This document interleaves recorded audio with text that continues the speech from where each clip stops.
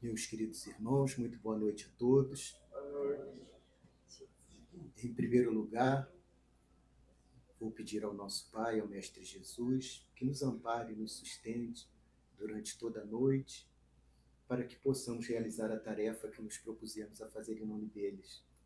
Agradecer mais uma vez a esta casa maravilhosa, que mais uma vez abre as portas para que eu venha aqui não ensinar nada, na certeza venho aprender mais ainda.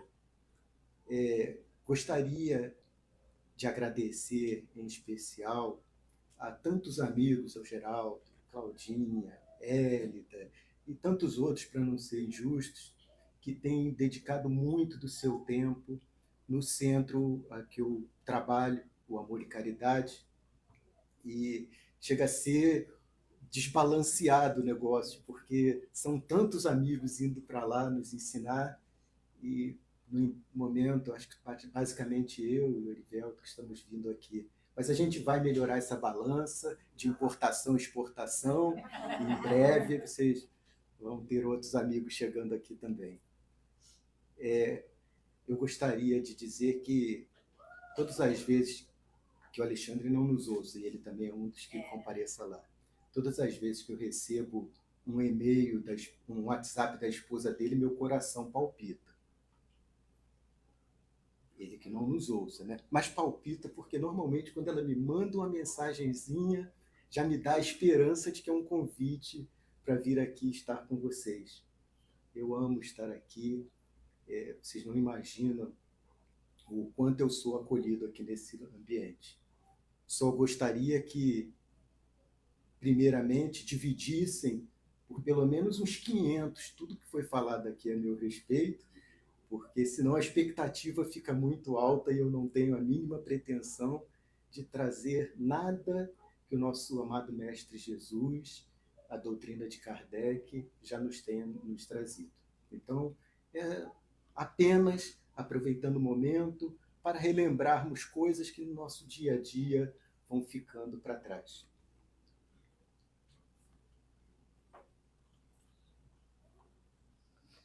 Quando a gente se propõe a vir aqui falar sobre como vencer os sofrimentos, fica muito fácil só a gente acabar com o mal, não é? Quem nos faz sofrer é o mal. Se nós acabarmos com o mal, nós acabamos com o sofrimento. Mas aí a gente pega, de repente, a doutrina e fala: o mal não existe. E aí vem a pergunta, né? O mal existe?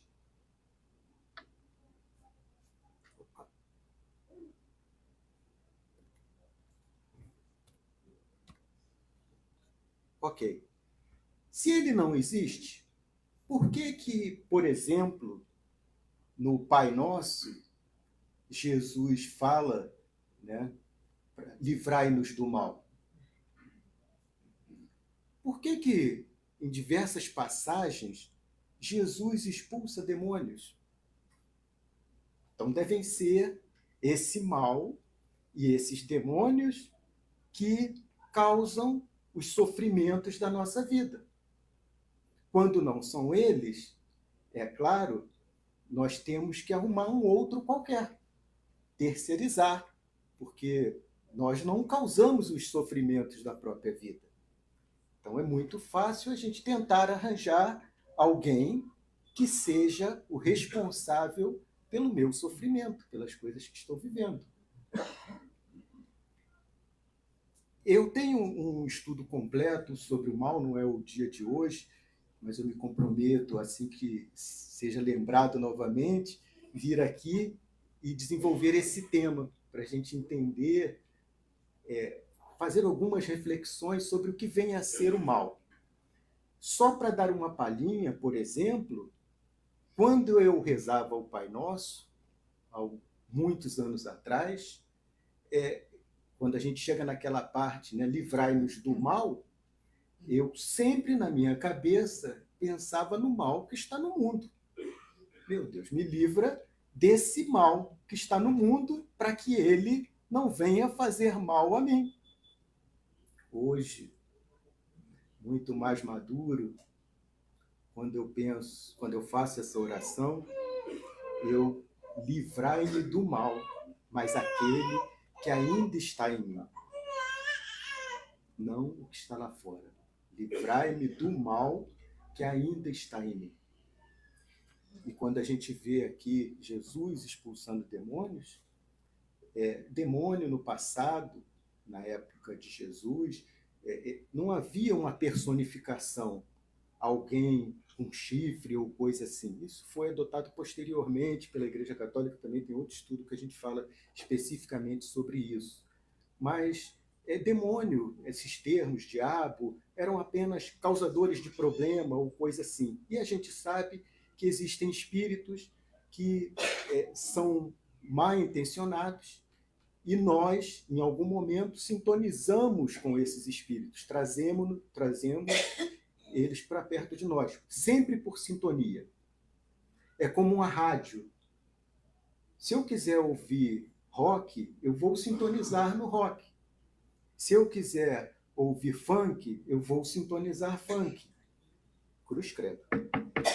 Se eu quiser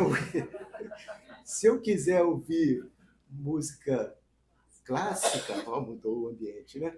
Eu vou sintonizar uma música clássica. Então, da mesma forma, esses espíritos só se aproximam de nós com a nossa sintonia. Então, esses que o Jesus chegava para expulsar os demônios eram pessoas, e nós fazemos isso no dia a dia ainda, que atraía de alguma forma esses espíritos. Então, não é esse mal que nos causa sofrimento. Vamos continuar então.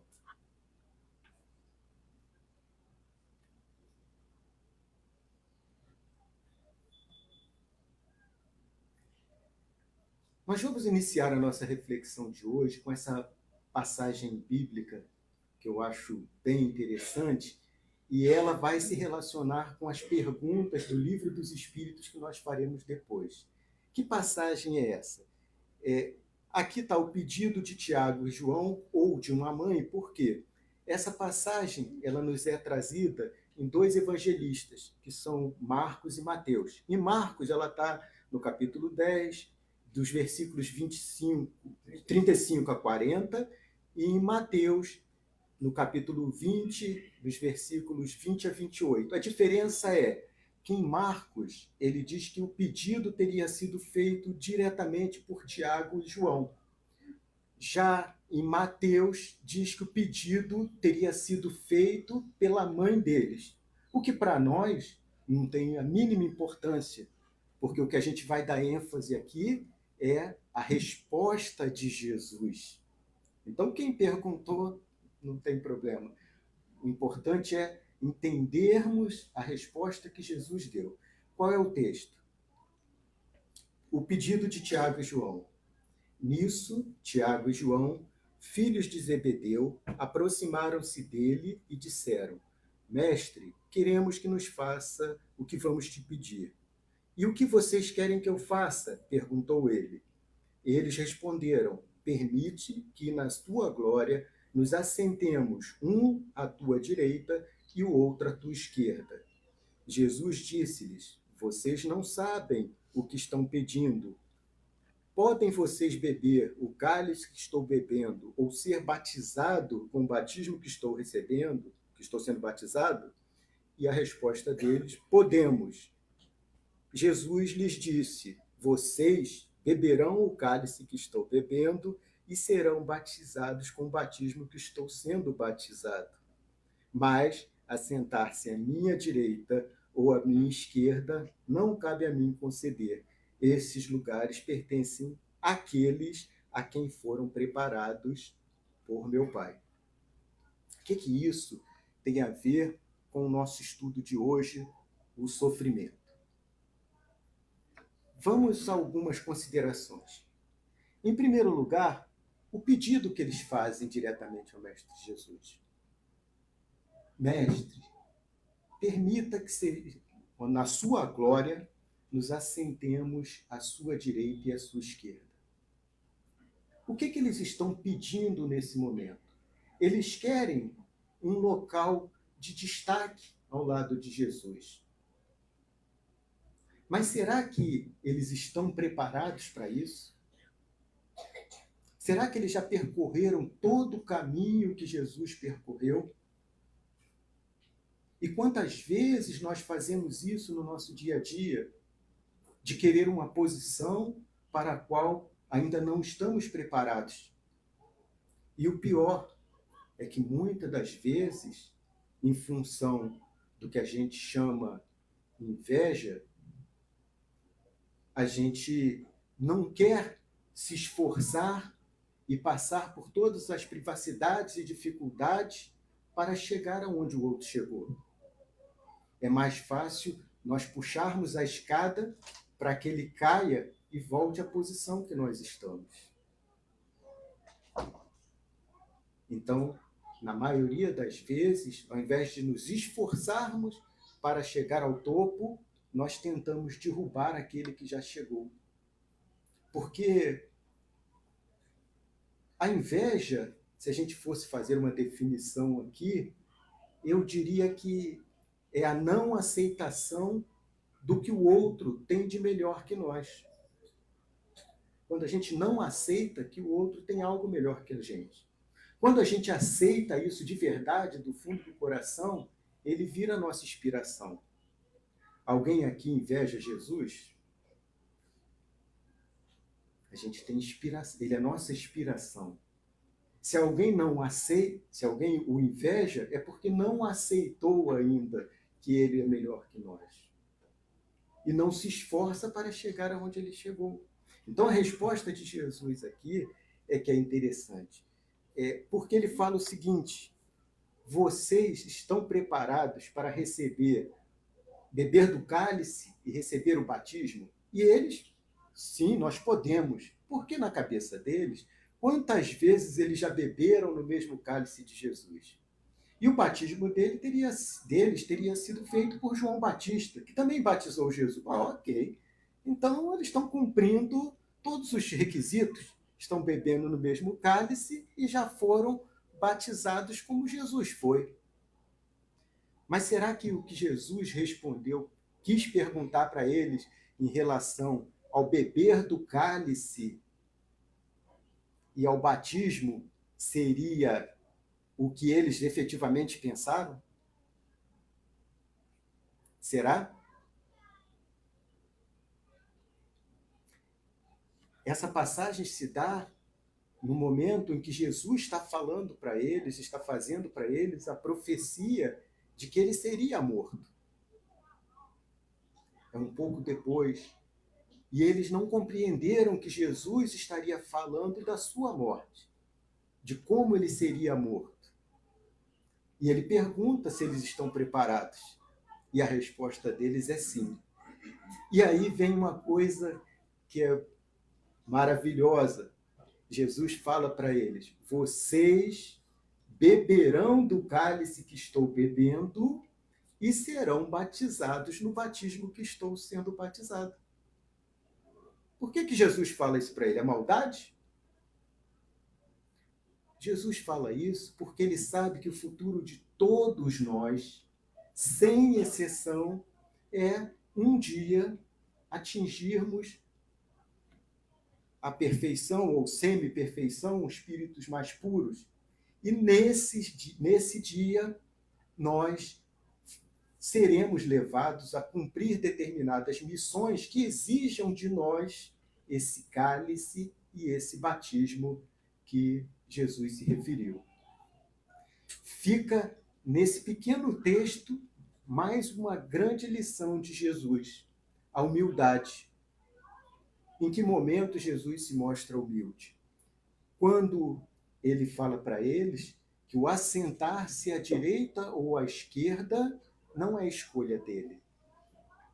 A escolha é do Pai. Aqueles que foram preparados por meu Pai. Jesus, mais uma vez, mostra aqui a sua obediência e a sua submissão à vontade de Deus. Nem quem se senta ao lado dele, ele escolhe. Olha que coisa maravilhosa.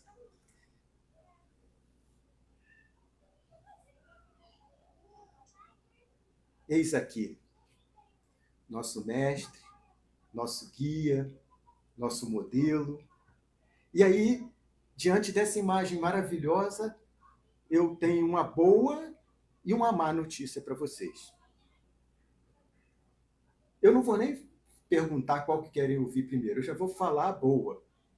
A boa é que eu tenho certeza absoluta, sem sombra de dúvidas, que todos que estão aqui nessa sala estão na Terra em missão.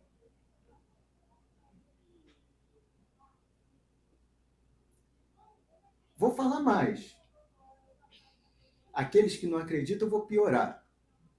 Todos que estão fora desta sala também estão em missão. Ou alguém acha que veio à Terra a passeio? Quem acha que veio para Orlando a passeio, essa é a boa notícia. A má notícia é que as missões são completamente diferentes. Existem pessoas como Jesus, cuja missão é trazer a luz, trazer o amor, nos ensinar a compreensão, o perdão. E existe nós, aprendendo no nosso caminho, através dos nossos tropeços, das nossas dores, como atingir esse momento de Jesus. Se alguém se acha ainda, ou se achava, desculpe, um espírito de muita luz, que só porque frequenta um ambiente espírita está aqui em missão no planeta Terra, é só olhar para essa imagem da esquerda e perguntar: será que quando submetido a tudo isso aqui, o meu coração já vai estar perdoando naquele momento como foi feito por Jesus?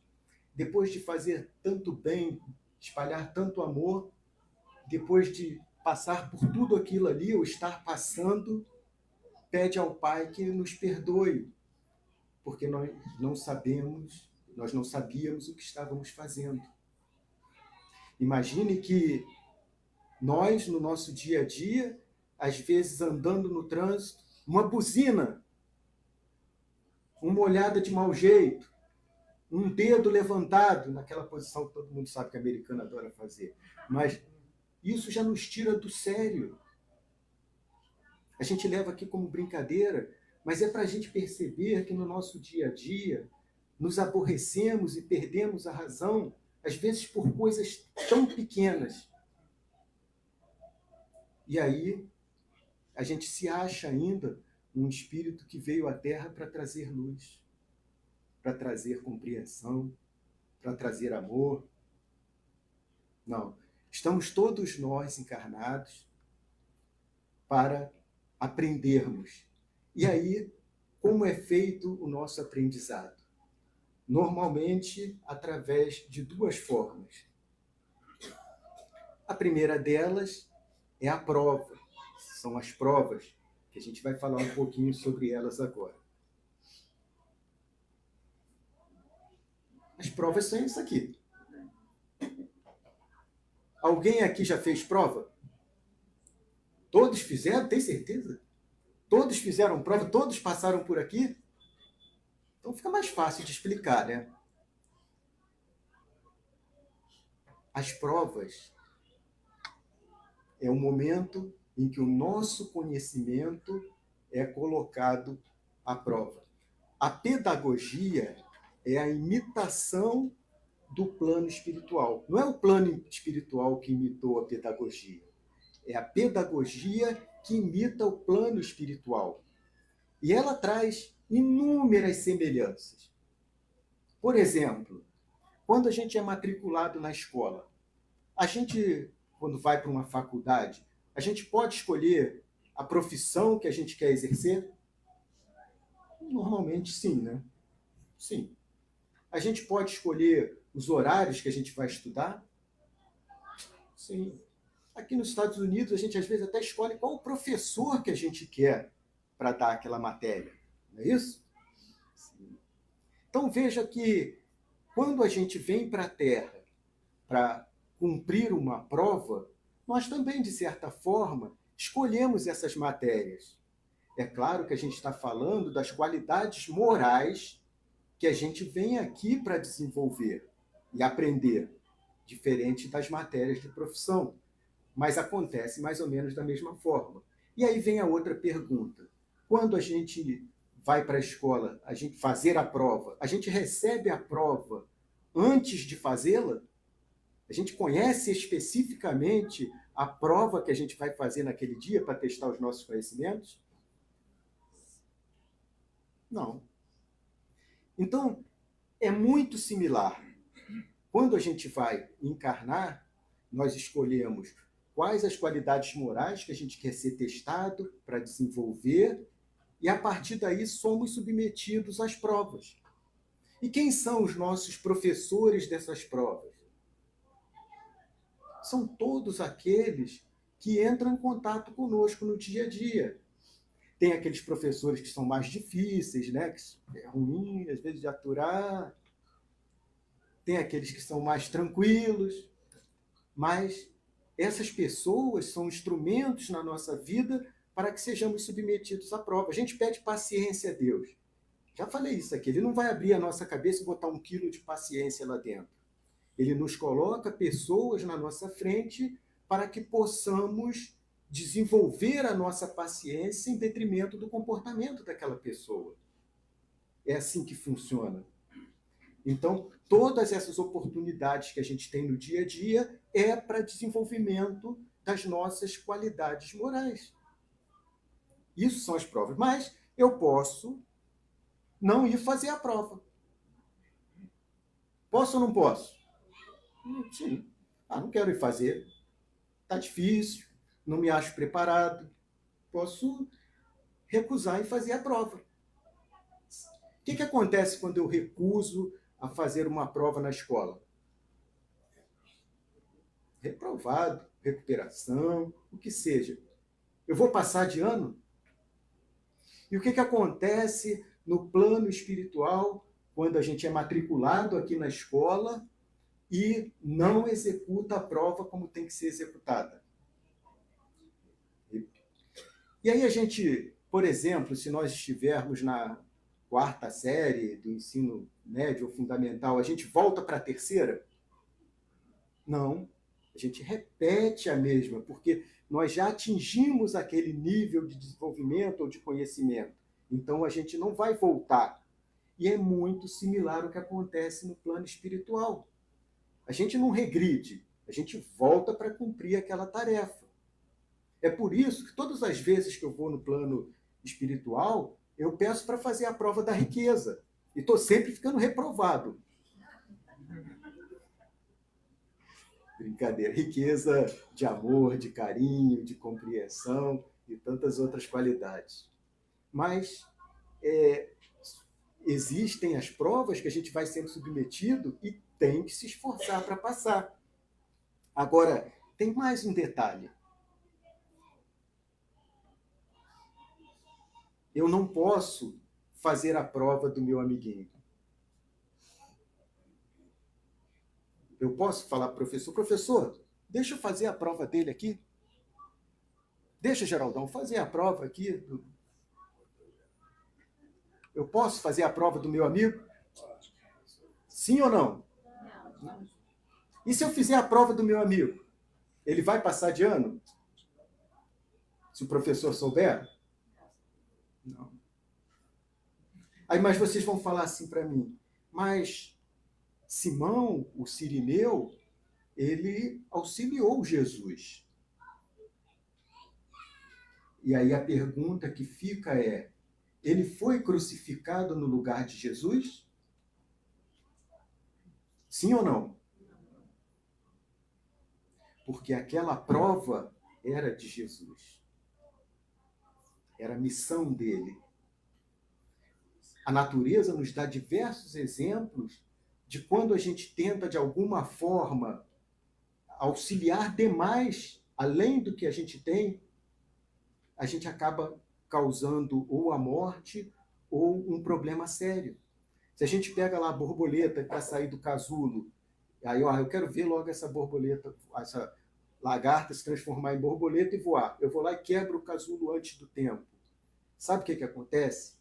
As asas da borboleta, elas têm que fazer força para estourar o casulo. E é com essa força que ela faz que torna ela forte para voar. Se alguém aqui arrebentar o casulo antes, a borboleta não consegue voar.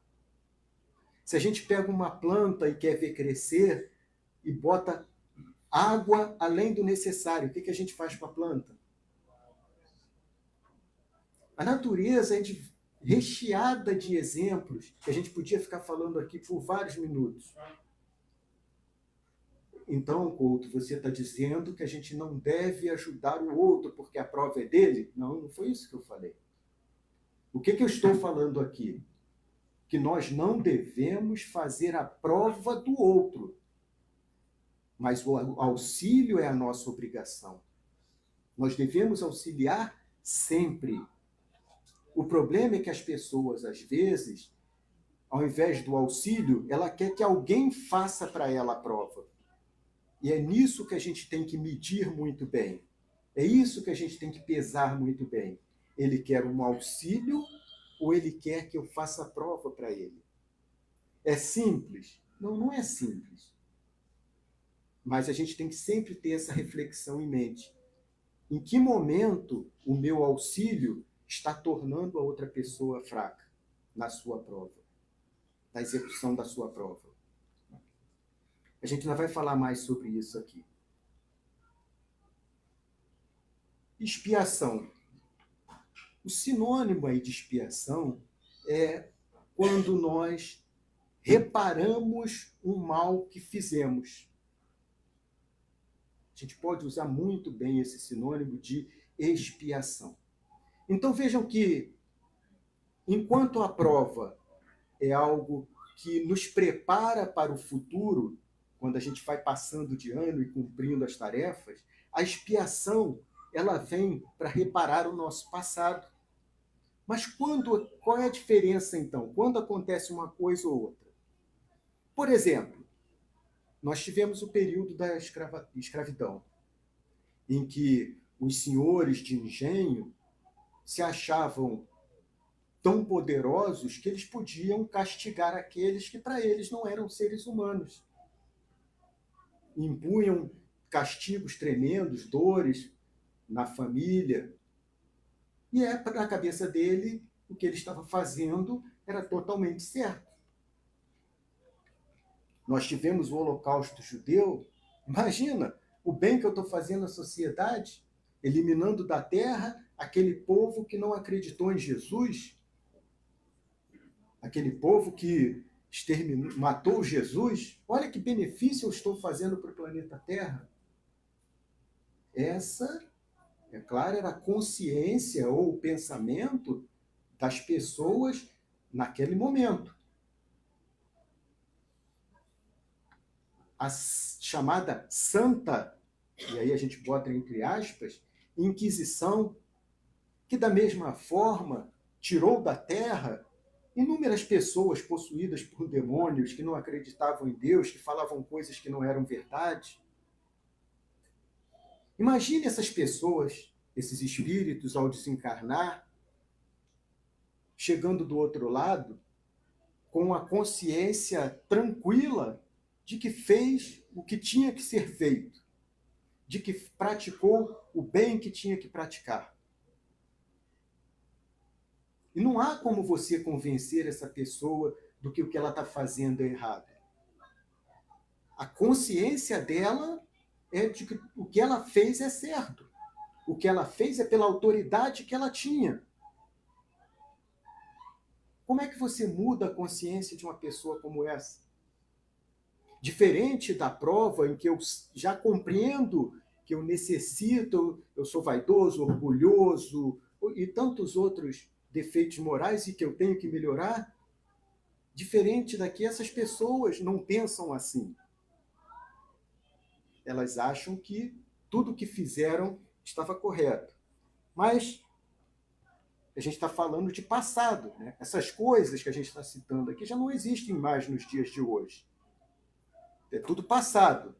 Hoje não existem mais guerras, não existe mais violência doméstica. Então a gente já passou desse tempo, né? Não existe mais essas coisas aqui. Não existe mais abuso de poder em relação ao chefe e ao funcionário. Percebam que essas coisas continuam acontecendo até hoje. E tem espíritos que, ao desencarnar, a única solução para eles é a expiação. Porque a expiação vai fazer o quê? Ela vai colocar aquele indivíduo no lugar do outro. Às vezes até invertendo os papéis, para que ele perceba que o comportamento que ele adotava não é o melhor. Tem uma frase aqui que é de Jung, mas poderia estar plenamente colocada no Livro dos Espíritos, que diz: aqueles que não aprendem nada sobre os fatos desagradáveis de suas vidas forçam a consciência cósmica que os reproduza tantas vezes quanto seja necessária para aprender o que ensina o drama do que aconteceu. O que negas te submete e o que aceitas te transforma. Isso poderia estar no Livro dos Espíritos. Porque é a nossa consciência que a gente tem que desenvolver. E quando nós somos colocados no lugar do outro, é o melhor momento para que a gente desenvolva a nossa consciência. Porque muitas das vezes, na maioria delas, nós não nos colocamos no lugar do outro quando adotamos determinados comportamentos. Então vamos falar assim, então todos nós somos vítimas do destino, já está tudo traçado, tudo que vai acontecer, tudo certo, não adianta eu mudar, fazer uma coisa ou fazer outra, porque já está tudo escrito. É assim que funciona? Não. Não. Nós temos o nosso livre-arbítrio. E o que a gente chama de destino, ou vítima dele, ocorre em função das escolhas que nós fizemos no presente, e aí quando a gente fala presente, na encarnação que a gente está vivendo ou em outra anterior. Então não existe vítima do destino. Existe o plantio e a colheita, sempre. Então, essa historinha de que somos vítimas do destino, isso não acontece para nós. Eu já perguntei aqui no encontro passado, eu gosto sempre de reforçar essas boas ideias. Quantas vezes nós podemos cometer o mesmo erro? Isso tem que ficar massificado na nossa cabeça. Quantas vezes a gente pode cometer o mesmo erro? A gente vai falar, quantas eu quiser. E a resposta é uma vez. A gente só comete um erro uma vez. A próxima é escolha. Porque eu já sei aonde a estrada vai me levar. Eu já sei aonde aquele caminho vai dar. Então eu só erro uma vez, eu só posso dizer, eu errei. Porque eu não sabia o resultado. Quando a gente descobre o resultado, a gente não pode alegar desconhecimento. Aí é uma escolha que a gente está fazendo. E vamos abraçar as consequências. Nós já sabemos que vamos sofrer lá na frente, mas a gente opta por isso, muitas vezes. Agora estamos nos aproximando do final, apesar de que eu perguntei aqui para a Claudinha, quanto tempo eu tenho? Ela falou, amigo, termina 8h25, então eu sei que todos estão preparados para ficar até de manhã, né? Sim. Porque agora, 20h25, ainda está muito cedo. Ela falou 8h25, é 8h25 da manhã, então a gente pode virar a noite aqui conversando. Mas vamos lá. Vamos perceber que a intensidade da nossa dor, já que a proposta hoje aqui não era compreendermos o que é prova e expiação, era como acabarmos com o sofrimento. Se a gente entendeu bem o que é uma prova, o que é uma expiação, e a gente começa a mudar nosso comportamento, a gente já vai se livrar de muita coisa pela frente. Mas eu quero trazer aqui mais algumas reflexões que eu acho que são muito interessantes para o dia de amanhã. A primeira delas é: você é o gerente da sua vida. Não existe outra pessoa. Você é o gerente da sua vida. E o que o gerente faz? O gerente escolhe a hora da reunião, quem vai estar na reunião, quem é importante estar nessa reunião comigo, quem vai tomar as decisões comigo, quais as coisas que eu quero fazer na minha empresa, quais as que eu não quero fazer, aonde eu quero investir o tempo da minha empresa. Quem escolhe tudo isso é o gerente. E nós somos os gerentes da nossa vida. E quando não dá certo, a gente diz que a culpa é do outro. A gente não assume a responsabilidade. Se eu sou o gerente, se eu escolhi todas as atitudes, todos os percursos que a empresa seguiria, como eu posso culpar o outro? Mas em determinados momentos, nós sentimos dores. Não sentimos? Ainda assim, a gente sente dor. E aí vem a outra figura que eu acho que é tão importante quanto. A intensidade da dor de cada um não vem de fora para dentro. Ela é algo de dentro para fora. O que a gente quer dizer com isso? Eu não posso impedir, por exemplo, que na rua, no trânsito, alguém me xingue. Ou faça aquele gesto que a gente sabe. Eu não posso impedir que um grande amigo meu faça algo que eu não concorde comigo. Eu não posso. Mas como eu vou reagir a isso, eu posso. A reação, ela é minha. A dor que o outro vai fazer na minha vida só depende da forma como eu vou reagir. A gente fala isso porque tem pessoas que não aceitam, por exemplo, o fim de um relacionamento. Porque o outro tem a obrigação de fazê-lo feliz. É a terceirização. Não é ele que tem que se fazer feliz. Não é ele que tem que acordar de manhã, olhar no espelho e, graças a Deus, por mais um dia. Estou muito feliz de estar aqui. Obrigado por essa prova difícil que eu estou passando, porque é ela que vai me fazer melhor. Não. A gente prefere arranjar os culpados da nossa vida, da nossa infelicidade, do nosso sofrimento. E aí, deixa eu ver quantos slides. Faltou só 125 só, fiquem calmos. Se a gente pudesse trazer aqui 4 conselhos sobre como vencer os nossos sofrimentos, eu elencaria esses 4 aqui como aqueles fundamentais. O primeiro deles é o estudo. Porque o estudo expande o nosso universo. Einstein disse que tudo que o homem ignora não faz parte do seu conhecimento. Logo, o tamanho do universo de cada um é igual ao seu conhecimento.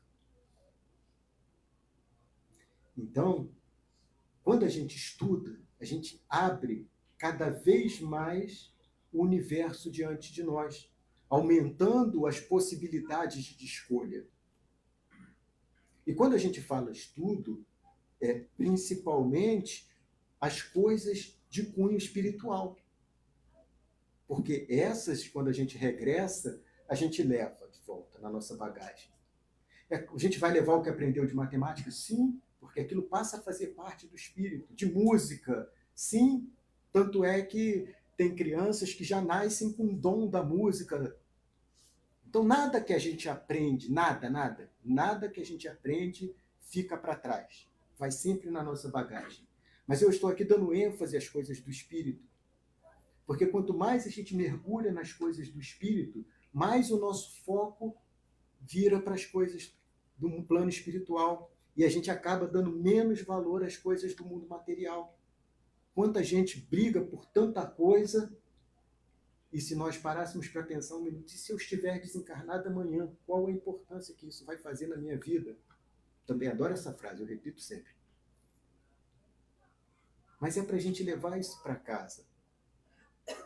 A importância das coisas na nossa vida. O estudo tem que ser uma delas. A outra é a reforma do guarda-roupa. Ou não, é a reforma íntima. Não adianta trocar a roupa, fazer um procedimento estético. Isso só vai arrumar por fora. A nossa reforma tem que ser de dentro para fora e não de fora para dentro. A nossa reforma tem que ser a troca dos maus hábitos que a gente ainda carrega, aquele mal que a gente fala na oração do Pai Nosso, livrai-nos do mal que ainda está em nós, por uma virtude. Porque isso sim a gente leva quando a gente parte. A troca desse mau hábito pela virtude. A gente nem pode falar a troca de um defeito por uma virtude, né? Que quem tem defeito é eletrodoméstico, né?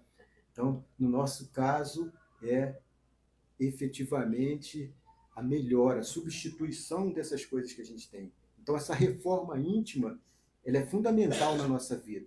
Mas quando é que a reforma íntima começa? Quando a gente tem a coragem de olhar no espelho e reconhecer os defeitos.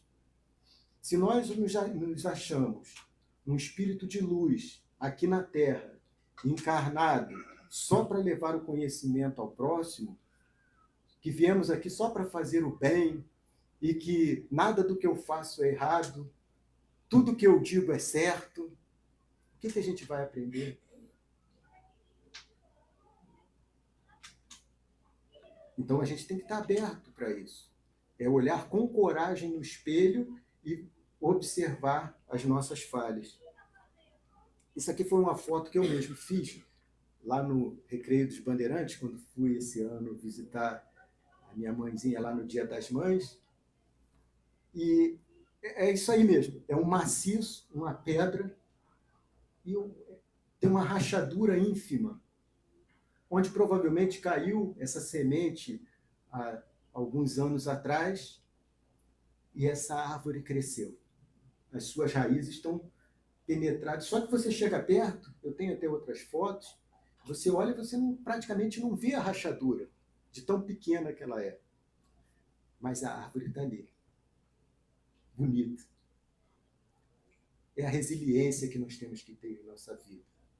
É a aceitação de que nada é impossível quando a gente se esforça. As raízes estão sendo esmagadas ali. Como nós somos esmagados, às vezes, no nosso dia a dia, pelas pedras que nos amassam. Mas a gente tem que ter força. A gente tem que levantar. A gente tem que empurrar a raiz um pouquinho mais para baixo para conseguir captar um pouquinho mais de água. A resiliência é fundamental na nossa existência.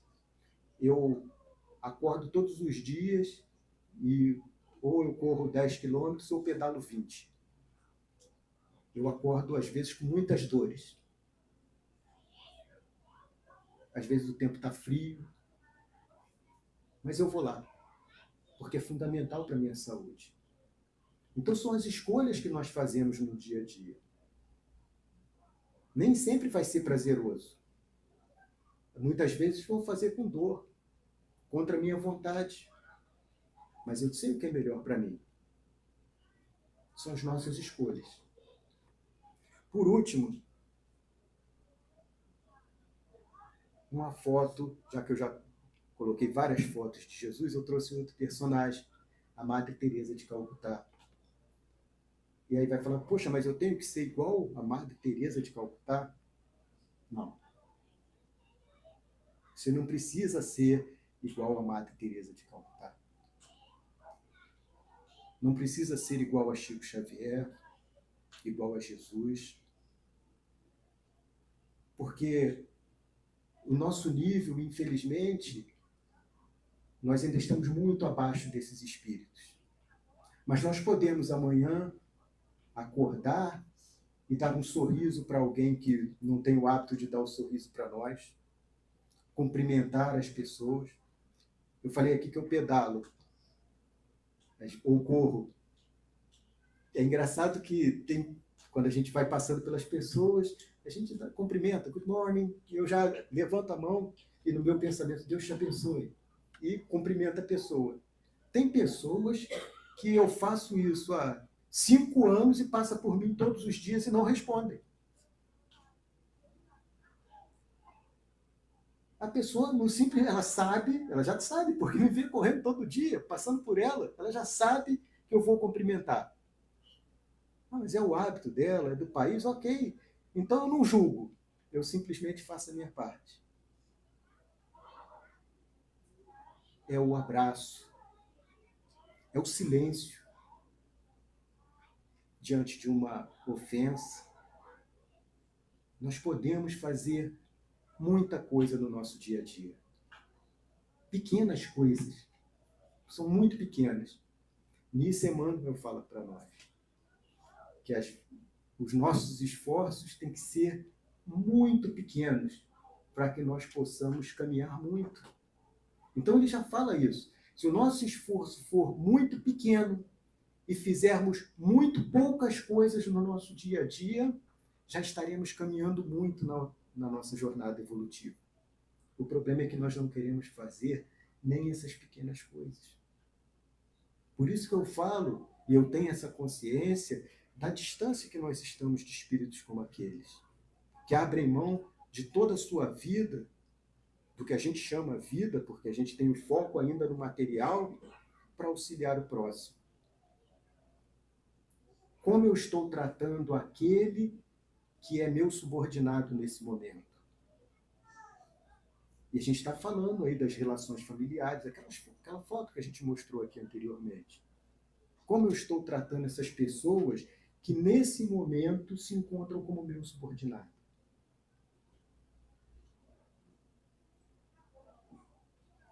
São essas pequenas coisas do nosso dia a dia que vão nos preparar para que, ao desencarnarmos, todo mundo sabe que vai desencarnar, né? Assustei alguém? Assustei, né? Que ao desencarnarmos, diante de uma nova oportunidade, a gente tenha a consciência tranquila de que fez pelo menos o mínimo que seja para transformar o dia de alguém que está ao nosso lado. E quando a gente fala transformar o dia de alguém, é fazer o dia de alguém melhor com o seu proceder. Para finalizar, Jesus, quando fala para nós para que não julgueis, a lição dele é de uma importância muito grande, porque quando a gente está julgando, Eu estou tirando o foco da minha pessoa e colocando o foco no comportamento do outro. E quando a gente está aqui encarnado, a nossa missão, que nós falamos aqui no início, que todos estamos em missão, é melhorar o nosso proceder e não o proceder do outro. Então, quando a gente deixa de olhar para o outro para julgar, nós estamos colocando foco naqueles erros que nós ainda nem reconhecemos em nós. É essa a nossa grande missão. Acordarmos amanhã e olharmos para o espelho e não ver uma pessoa que vai escolher qual o vestido, qual o sapato, qual o blusão. É olhar para o espelho e ver um espírito que naquele dia tem que mudar o seu comportamento para que a sua jornada fique mais tranquila. Que Deus abençoe a todos pelo carinho e atenção que vocês deram nesse momento. Fiquem com Deus.